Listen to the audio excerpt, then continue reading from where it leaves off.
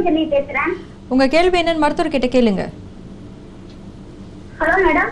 சொல்லுங்கம்மா, கேட்டுட்டு இருக்கோம். மேடம் இப்போ மேரேஜ் ஆகி 4 இயர்ஸ் ஆயிடுச்சுங்க மேடம். சரிம்மா. இப்போ நாங்க ஹாஸ்பிட்டல் போய் பார்த்தோம், டெஸ்ட் எடுத்து பார்த்தோம். சரிம்மா. அந்த டியூப்ல ஒரு டியூப் பிளாக் ஆயிருக்குன்னு சொன்னாங்க. பாலிகுலர் ஸ்டடி பண்றப்ப கருமுட்டை வந்து ஒரு கருமுட்டை தான் இருக்கு சரிம்மா சொன்னாங்க மேடம். சரிம்மா. அவருக்கு வந்து செமன் இல்லைன்னு சொன்னாங்க. செமன்ல உயிரணுக்கள் இல்லைன்னு சொல்லியிருக்காங்களாம்மா? ஆமாங்க மேம், டெஸ்ட்ல சொல்லிருக்காங்க. மறுபடியும் ட்ரீட்மெண்ட் வந்து 6 மந்த் எடுத்தோம். சித்தா ட்ரீட்மெண்ட் தான் எடுத்தோம். சரிம்மா. ஆனா அது சரியா அது இன்னும் அப்படியே எடுத்து 1 இயர் ஆகி இன்னும் குழந்தை இல்லாம இப்போ மறுபடியும் 2 இயர்ஸ் ஆகி இப்போ குழந்தை இல்லாம தான் இருக்கு. சரிம்மா. இப்போ நீங்கள் பார்த்தீங்கன்னா உங்களுக்கு வந்து 2 கருக்குழாயில் ஒரு கருக்குழாயில் அடைப்பு இருக்குது அப்படின்னு சொன்னீங்க.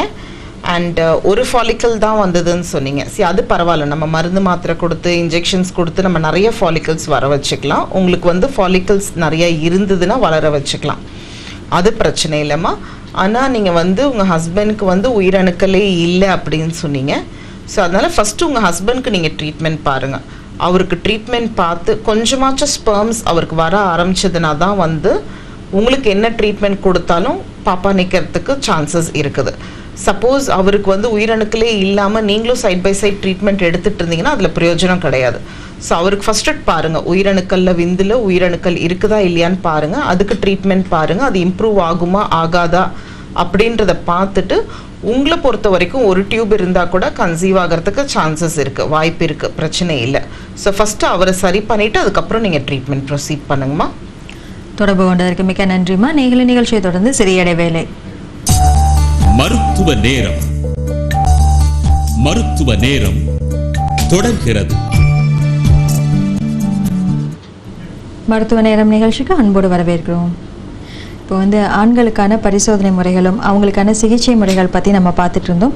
இதில் வந்து முதல் கட்ட ஆய்விலேயே வந்து நீங்கள் பேசக்கூடிய விஷயங்கள் வைத்து அவங்க இயற்கையாக கருத்தரித்தல் அப்படிங்கிறது கூட நடக்கிறதுக்கு நிறைய வாய்ப்புகள் இருக்குது அப்படிங்கிறத நீங்கள் சொல்லிட்டு இருந்தீங்க. இப்போ அவங்களுக்கான பரிசோதனை முறைகள்லாம் என்னென்ன இருக்குது?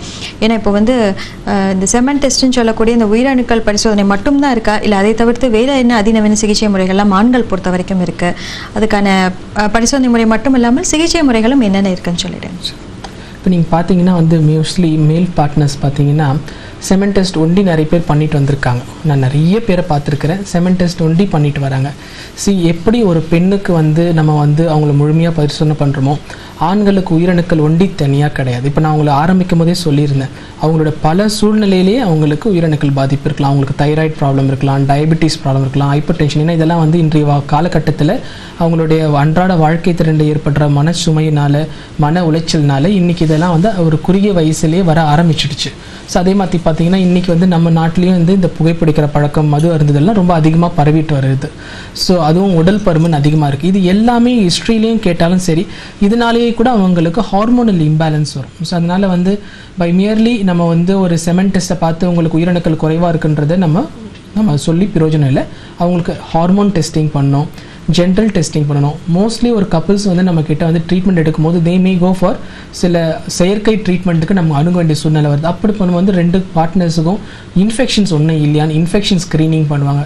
இந்த செக்ஷுவலி டிரான்ஸ்மிட்டட் டிசீஸ் எல்லாம் நாங்கள் ஸ்க்ரீன் பண்ணிவிட்டு இந்த விதமான 4 விதமான டெஸ்ட்டையும் கண்டிப்பாக நாங்கள் எல்லாருக்கும் பண்ணுறோம். ஸோ இதை பண்ணிட்டு தான் மேலும் உயிரணுக்கள் குறைவாக இருக்குன்னா அவங்களுக்கு டாப்லர் ஸ்கேன் பண்ணுறோம், ஸ்க்ரோட்டல் டாப்லர் பண்ணுறோம். ரொம்ப உயிரணுக்களே இல்லைன்றச்சு அவங்களுக்கு நாங்கள் ஜெனட்டிக் ஸ்கேன் பண்ணி ஜெனட்டிக் டெஸ்ட் பண்ணி அவங்களுக்கு மரபணுக்கள் ஏதாவது குறைபாடு இருக்கிறதுனால உயிரணுக்கள் இல்லையான்றதையும் நாங்கள் பார்க்குறோம். ஸோ இந்த மாதிரி நாங்கள் பார்க்குறச்சு நிறைய பேருக்கு வந்து உயிரணுக்கள் இல்லைன்னா ரொம்ப மன உளைச்சல் ஆகிட்டு அவங்க வந்து இப்போது இந்த மாடர்ன் மெடிசன்ஸில் ட்ரீட்மெண்ட் இருக்கிறதுன்றது ரொம்ப தெரியாமல் அவங்க வந்து ஆல்டர்னேட்டிவ் மெடிசன்ஸ் போய்ட்றாங்க. ஸோ பொதுமக்களுக்கு நான் என்ன சொல்ல விரும்புகிறேன்னா, உயிரணுக்கள் இல்லைன்னா ஒரு பதட்டப்படாதீங்க. அதே நேரத்தில் உயிரணுக்கள் ரொம்ப குறைவாக இருந்தாலும் ஒரு பதட்டப்படாதீங்க. ஒருத்தருக்கு உயிரணுக்கள் குறைபாடு இருக்குன்றதை நாங்கள் ஒரு பரிசோதனை வச்சு சொல்கிறதே கிடையாது.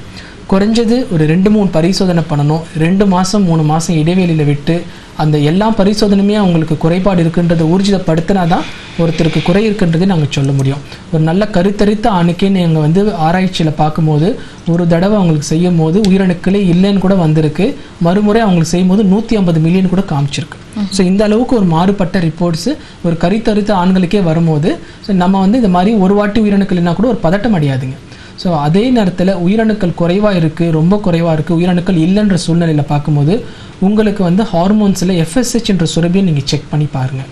இந்த FSH வந்து நார்மலாக இருந்தாலோ இல்லை கொஞ்சம் அதிகமாக இருந்தாலோ ஓரளவுக்கு உங்களுக்கு உயிரணுக்கள் உற்பத்தி ஆகிற திறமை இருக்குது, விரையில் உயிரணுக்கள் உற்பத்தி ஆகலாம். ஆனால் அது விந்தில் வெளிப்படாமல் ஏதாவது பாதையில் அடைப்பு இருக்கிறதுக்கு வாய்ப்பு இருக்குது. ஆனால் ஒரு ஆண்களுக்கு உயிரணுக்கள் ரொம்ப குறைவாக இருக்குது, இல்லை உயிரணுக்கள் இல்லை, அவங்களோட பிளட்டில் FSH ஹார்மோன் ரொம்ப அதிகமாக சுரந்துட்டு இருக்குது, நார்மலோட அதிகமாக இருக்குன்னு அர்த்தம்னா அவங்களுக்கு வேலை செய்கிற தன்மை இழந்துட்டு வருது. ஸ்பெர்மோட்டோஜெனிக் ஃபெயிலியர்னு சொல்லுவாங்க. அவங்களுக்கு விரையில் உயிரணுக்கள் உற்பத்தி ஆகிற திறன் குறைஞ்சிட்டு வருதுன்னு அர்த்தம். இப்படிப்பட்ட சூழ்நிலையில் நம்ம வந்து அவங்களுக்கு முதல்ல அறிவுரை என்ன சொல்லணும்னா, ரொம்ப குறைவாக இருந்தால் கூட உங்களோட உயிரணுக்களை எடுத்து சேகரித்து வச்சுடுங்க, செமனை ஃப்ரீஸ் பண்ணிக்கோங்க. ஏன்னா பின்னிட்டு நம்ம பார்க்கும்போது இந்த உயிரணுக்களே இல்லாமல் கூட போயிடலாம்.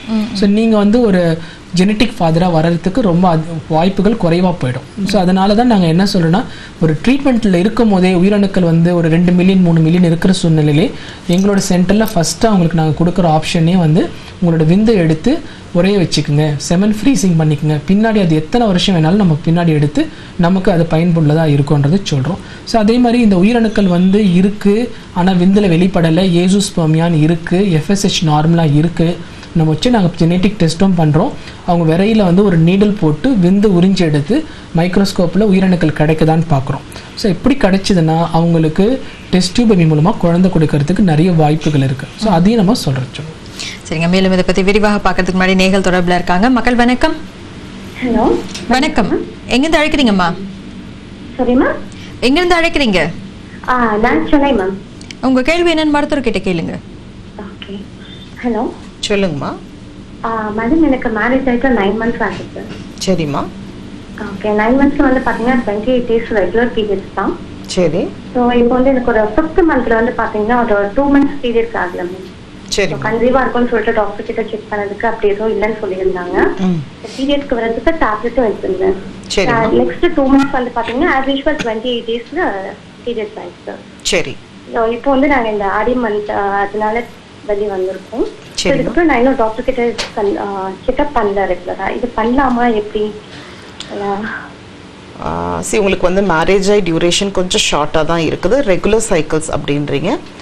ஜஸ்ட் 1 or 2 months ஸ்லிப் ஆகிறதுனால ஒன்றும் தப்பு கிடையாது.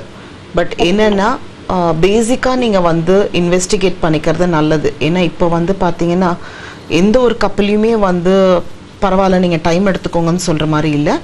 ஏன்னா லாஸ்ட் வீக் எங்களுக்கு ஒரு கப்பல் வந்தாங்க, ஜஸ்ட் மேரிட் ஃபார் 6 months, கேஷுவலாக ஒரு செக்கப்புக்காக வந்தாங்க. பட் பார்க்கும்போது பார்த்தீங்கன்னா அவங்களோட மேல் பார்ட்னர் வந்து ஏசோஸ்பெர்மியான் வந்தது, அதாவது ஸ்பெர்ம்ஸே இல்லைன்ற மாதிரி இருந்தது. அண்ட் திரும்ப ஒரு 1 week 10 days கழித்து நாங்கள் கேப் கொடுத்து ரிப்பீட் பண்ணி பார்க்கும்போது very minimal sperms, vocational sperms இருக்குன்ற மாதிரி பிக்கப் ஆகிருந்தது. ஸோ பேசல் செக்அப் பண்ணுறதுல எதுவுமே இஷ்யூஸ் இல்லை. உங்களோட பேசிக் செக்அப் நார்மலாக இருந்ததுன்னா நீங்கள் ப்ராபப்ளி இன்னொரு 3 or 6 months கூட டைம் எடுத்து பார்த்துக்கலாம். ஸோ இதில் எப்படி இருக்குன்னு பாருங்கள். உங்களுக்கும் உங்கள் ஹஸ்பண்டுக்கும் பெரிய லெவலில் எதுவும் இஷ்யூஸ் இல்லைன்னா you can still take another 6 more months and try. தொடர்பு கொண்டு இருக்கு, மிக்க நன்றிமா. மற்றொன்னே தொடர்பில் இருக்காங்க. மக்கள் வணக்கம். மக்கள் வணக்கம். ஹலோ வணக்கம், எங்கேருந்து அழைக்கிறீங்க? சிதம்பரத்துலேருந்து பேசுவாங்க. உங்க கேள்வி என்னன்னு சொல்லுங்கம்மா. எனக்கு வந்து 20 years மேரேஜ் ஆச்சு. சரிம்மா, சொல்லுங்கம்மா. ஃபர்ஸ்ட் பேபி வந்து பிறந்து இறந்துச்சு மேடம், 9 months இறந்துச்சு. சரிம்மா. செகண்ட் பேபி வந்து ஆஃப்டர் 2 years அப்புறம் செகண்ட் பேபி, அவங்களுக்கு இப்ப 9 years old. சரிம்மா. ஹலோ நீங்க பேசுறது கேக்குதுமா, சொல்லுங்க. ஹலோ நீங்க பேசுறது கேக்குது, சொல்லுங்க.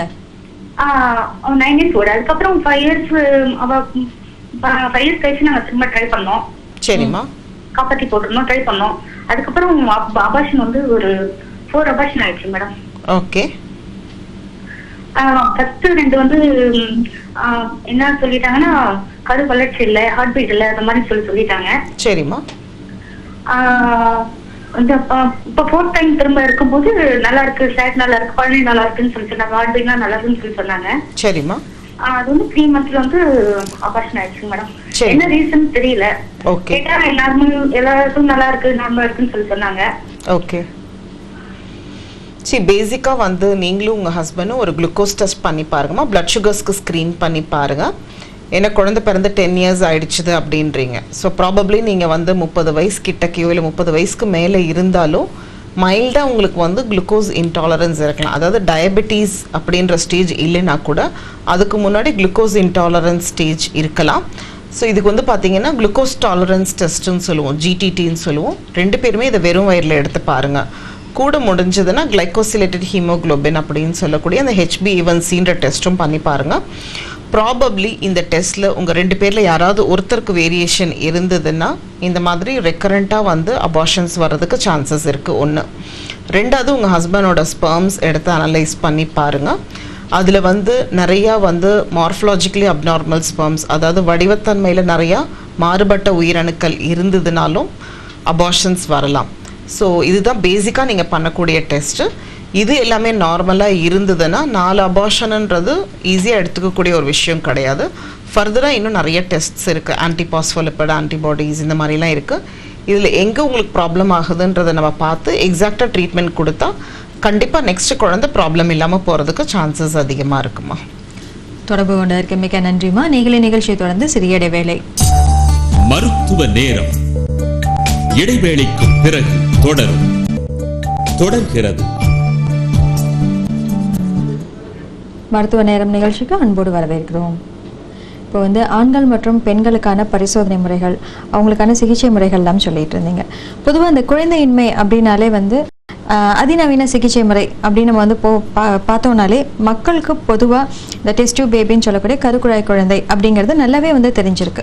ஆனால் அதுக்கு அடுத்த கட்டமாக இன்னும் வந்து என்ன அதில் அதிநவீன சிகிச்சை முறைகள் இருக்குது அப்படிங்கிறத பற்றி நிறைய பேருக்கு வந்து தெரியாமல் கூட வந்து இருக்கும். ஏன்னா நீங்கள் சொல்கிறீங்க இல்லையா, அந்த பரிசோதனை முறைகளே நிறைய பேருக்கு வந்து அந்த ஆண்கள் பொறுத்த வரைக்கும் வந்து செமன் டெஸ்ட் அப்படின்னு சொல்கிறது மட்டும்தான் வந்து தெரியுது. அதை தவிர்த்து இன்னும் ஹார்மோன் பரிசோதனை முறைகள்லாம் இருக்குங்கிறது கூட வந்து தெரியறதில்ல அப்படின்ட்டு.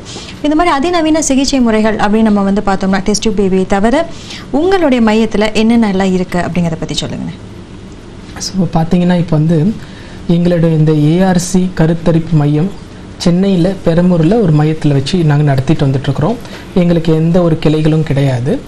இன்ற ஒரு சூழ்நிலையில் பார்த்தீங்களா, எங்களுடைய இந்த கருத்தரிப்பு மையத்தில் சிங்கப்பூர்லேருந்து, துபாயிலேருந்து, கனடாவிலேருந்து, நிறைய நாட்டுங்கள்லேருந்து எங்களுக்கு ஆல்ரெடி நாங்கள் ஒரு சக்ஸஸ்ஃபுல்லாக IVF முடிச்சு கொடுத்துருக்குறோம். நான் ஏன் குறிப்பிட்ட இந்த சில நாடுங்களெல்லாம் சொன்னேன்னா, இந்த நாட்டில் இருக்கிற வளர்ச்சியில் நாங்கள் இந்த சொன்ன இந்த 3 நாட்டிலையுமே பேஷண்ட்ஸுங்க ஏற்கனவே இந்த டெஸ்ட் டியூப் பேபி பண்ணி ஃபெயிலியராகி எங்ககிட்ட வந்தாங்க. அந்த மாதிரி பேஷண்ட்ஸுங்களுக்கு நாங்கள் ரெட்டை குழந்தைங்களாம் கொடுத்துருந்தோம். ஸோ இதை வந்து நம்ம வந்து முக்கியமாக நம்ம சொல்ல விரும்புகிறோம். நிறைய பேஷண்ட்ஸுங்களுக்கு பார்த்தீங்கன்னா வந்து ரொம்ப மன உளைச்சல் எப்போ வரும்னு கேட்டிங்கன்னா, டெஸ்ட் டியூப் பேபி பண்ணி ஃபெயிலியர் ஆகுறது, இல்லை டெஸ்ட் டியூப் பேபி பண்ணும்போது அவங்களுக்கு வந்து உள்ளே வந்து கர்ப்பப்பை வளர்ச்சி இல்லாமல் போகிறது, இதை மாதிரி சில பிரச்சனைகள் இப்போ நல்லா மேலே நோக்கி வந்துட்டுருக்கு. ஸோ பொதுமக்களுக்கும் நல்ல விழிப்புணர்வு வந்திருக்கு. அவங்க எல்லாருக்குமே தெரியுது இன்றைக்கி வந்து கருமுட்டை எவ்வளோ தூரம் தரமாக இருக்குது, எவ்வளோ தூரம் அது வளர்ச்சி அடையுது, அந்த கரு எவ்வளோ தரமான கரு, அது உள்ளார போட்டால் கர்ப்பப்பையை ஒட்ட மாட்டேங்குது. இதை வந்து ரெக்கரண்ட் இம்ப்ளான்டேஷன் ஃபெயிலியர்லாம் கூட சொல்கிறாங்க. ரெக்கரண்ட் ப்ரெக்னென்சியில் சில பேர்லாம் கேட்டிருந்தாங்க, ஏன்னா நிறைய எங்களுக்கு அபார்ஷன்ஸ் நடக்குதுன்னுட்டு. ஸோ எங்களோட சென்டரில் பார்த்தீங்கன்னா இந்தியாவிலே ஒரு குறிப்பிட்டு சொல்கிற ஒரு சில சென்டரில் நாங்கள் முன்னோக்கி இருக்கிறது சில ட்ரீட்மெண்ட்ஸ் கொடுக்குறோம். குறிப்பாக சொல்லும் போது பார்த்தீங்கன்னா இந்த நிறைய பெண்களுக்கு பார்த்தீங்கன்னா இந்த IVF ப்ரோக்ராம் நல்லா போகும். அவங்களுக்கு ஆணுக்கு உயிரணுக்கள் நல்லாயிருக்கும், பெண்களுக்கு முட்டை நல்லாயிருக்கும். இதனால் பண்ணுற டெஸ்ட் டியூப் பேபியில் அவங்களுக்கு நிறைய கரு உண்டாகும், நல்ல கரு வளர்ச்சி அடைஞ்சிருக்கும். ஆனால் அது கர்ப்பப்பையில் போடும்போது அவங்களுக்கு குழந்தை நிற்காமல் போகலாம். இதை மாதிரி ஒரு 2-3 டைப் நம்ம வந்து அவங்களுக்கு கன்சிக்யூட்டிவாக ஒரு நல்ல கருவை போட்டு அவங்க கர்ப்பப்பையில் பிடிச்சிக்காமல் போய் அவங்களுக்கு IVFல ஃபெயிலியர் ஆச்சுன்னா நாங்கள் ரெக்கரண்ட் இம்ப்ளான்டேஷன் ஃபெயிலியர்னு சொல்கிறோம். இந்த மாதிரி சூழ்நிலையில் நாங்கள் வந்து ஹஸ்பண்ட் குளுக்கோசைட் ட்ரான்ஸ்ஃபர்னு பண்ணுறோம். அதாவது அந்த பெண்ணுக்கு வந்து கணவரோட ரத்தத்தை வந்து ஒரு எதிர்ப்பு சக்தியாக அவங்களோட பெண்ணோட உடல் வந்து உணருதுன்னு தெரிந்து நாங்கள் அவங்களுக்கு ஒரு விதமான புதுமையான சிகிச்சையை கொடுத்து இதில் வந்து அவங்களுக்கு சக்ஸஸ் கொடுத்துட்ருக்குறோம். அதே மாதிரி பார்த்தீங்கன்னா இதில் வந்து இன்னொரு சில நேரத்தில் பார்த்தீங்கன்னா பெண்களுக்கு எல்லாமே நல்லபடியாக